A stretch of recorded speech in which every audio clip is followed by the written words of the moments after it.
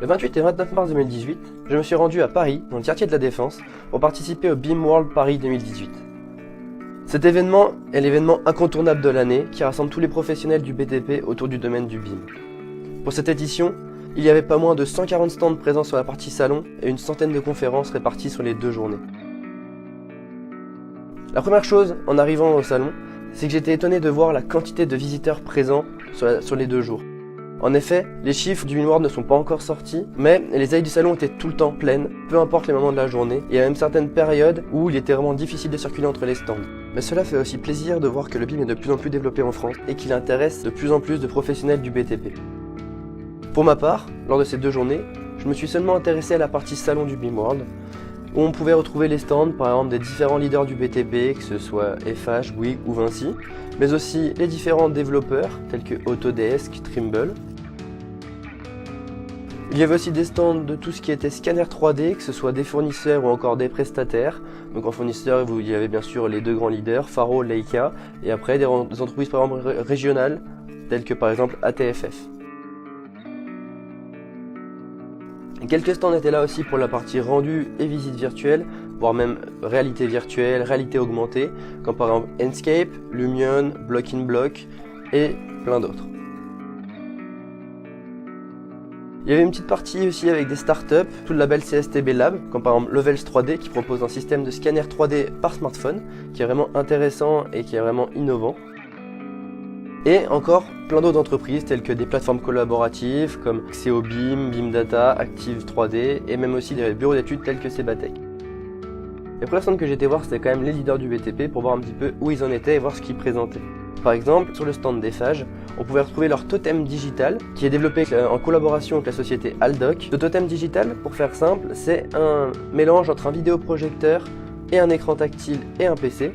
En fin de compte, si vous préférez, le petit totem projette un contenu sur la table et ce contenu est interactif. C'est-à-dire que c'est un vidéoproj interactif directement avec le doigt. Par exemple, on peut l'utiliser sur des chantiers, dans des cabanes de chantier pour lire une maquette, voir des plans, prendre des cotes et sans avoir besoin d'avoir de souris ou autre. Et ça fonctionne sur n'importe quelle surface.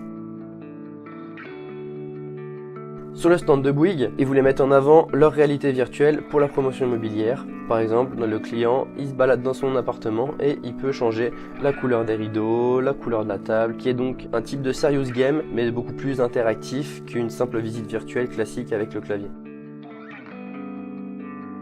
Du côté de Vinci, on pouvait retrouver une boîte de chantier numérique dans laquelle il y a un PC, un écran tactile qui est étanche à l'eau, à l'air et à la poussière et qui est fait justement pour le chef de chantier, les chefs d'équipe qui peut être déplacé sur le chantier.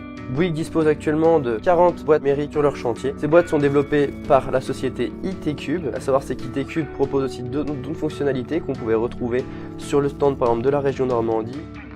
Pour revenir à Vinci, ils l'utilisent pour tout ce qui est rotation de banche, planning 4D. Donc en gros, ils ont développé avec un outil Forge en lien avec la maquette Revit, un système de phasage 4D, donc qui utilise les phases du logiciel Revit, dans lequel en gros le chef de chantier peut retrouver les quantités de béton, d'acier pour le lendemain, sous forme de graphique par exemple, et il peut faire évoluer de façon visuelle, quête numérique, pour voir l'avancement justement de ces rotations de banche, de ce qui était coulé la veille ou non. Et on peut bien sûr saisir, bon bah voilà, tel mur a été prévu pour telle date, mais malheureusement on l'a coulé qu'à telle date. Hormis les leaders du BTP, je me suis intéressé à plein d'autres stands. Par exemple, je me suis intéressé à un bureau d'études fluide qui se nomme Cebatec, qui était le seul d'ailleurs de ce que j'ai pu voir sur le salon, et qui ont gentiment voulu m'accorder quelques minutes pour présenter leur société. Alors Cebatec est un bureau d'études fluide BIM d'exécution à destination des installateurs. Nous réalisons des études donc d'exécution, notes de calcul, schémas de principe, plans, synthèse technique pour tout type de projet, surtout les projets hospitaliers, tertiaires et du logement, mais très peu puisque ce n'est pas notre cœur de métier. Nous avons commencé avec 3 collaborateurs, aujourd'hui nous avons 17 collaborateurs. Nous utilisons les logiciels Revit et NovaBIM pour réaliser nos études. D'autres logiciels sont utilisés comme logiciel de calcul, comme ClimaWin ou Perenou, ou pour la simulation thermique dynamique, Pléiade. Alors, nous avons créé un bureau d'études Sebaco de conception BIM et un bureau d'études Sebatech de conception de plans d'exécution BIM pour les lots fluides. Ceci afin de permettre d'avoir le lien entre la maîtrise d'œuvre classique et les installateurs et ou les contractants généraux. L'intérêt, c'est qu'on maîtrise vraiment nos lots CVC et ombris sanitaires, désenfumage et électricité, vraiment toutes les lots fluides, et qu'on amène la conception liée dans le BIM et la maquette numérique. On est vraiment des bureaux d'études de transition ou de support, processus support pour les grands bureaux d'études nationaux et ou les maîtres d'ouvrage. Donc l'idée de la présentation du BIM World, c'était justement de prouver qu'on était tout à fait capable de faire la continuité et le parallèle de la progression des lots BIM dans le bâtiment.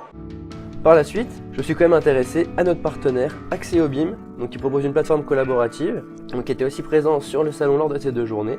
Et donc on retrouve Arnaud Mettet, qui vous a déjà aussi fait une présentation lors de la conférence BIM au mois de décembre, qui va donc vous parler rapidement de la plateforme Axéo BIM.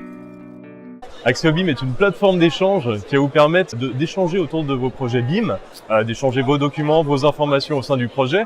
Et vous allez pouvoir également travailler sur vos BCF, vous allez travailler depuis Revit directement, vous allez pouvoir visualiser vos maquettes Revit, IFC ou encore Navisworks, et vous aurez plein de possibilités. Donc vous pourrez notamment compiler vos maquettes directement depuis la plateforme, vous allez pouvoir lier des objets de votre maquette à votre GED, tout un ensemble de fonctionnalités qui vont vous permettre de réussir vos projets BIM. Axéo BIM est utilisé aujourd'hui par tous les corps de métier autour du BIM, autour des projets BIM, et est reconnu pour sa facilité de prise en main, nécessitant pas de formation, permettant à tous les utilisateurs de se lancer sur le BIM.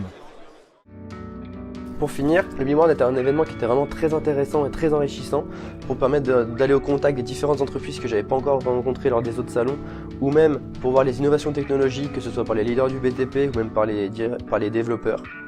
J'espère que vous aussi vous avez pu vous rendre sur cet événement, sinon n'ayez pas peur. L'année prochaine, cet événement aura encore lieu en avril cette fois et en porte de Versailles et non plus à la Défense, donc il y aura beaucoup plus de place pour circuler et à mon avis l'événement aura encore plus d'ampleur que cette année. Sur ce, j'espère que cette vidéo vous aura plu, n'hésitez pas à laisser un petit pouce bleu, à la commenter et à la partager, ça fait toujours plaisir. Je tiens aussi à remercier particulièrement le groupe Pelletier, sans qui cette vidéo n'aurait pas pu voir le jour. Mais aussi je tiens à remercier Sebatech et Axéo BIM qui m'ont accordé un peu de temps pour échanger autour de leur métier et de leur entreprise. Merci à tous et je vous dis à très bientôt pour une nouvelle vidéo. Allez, bye bye.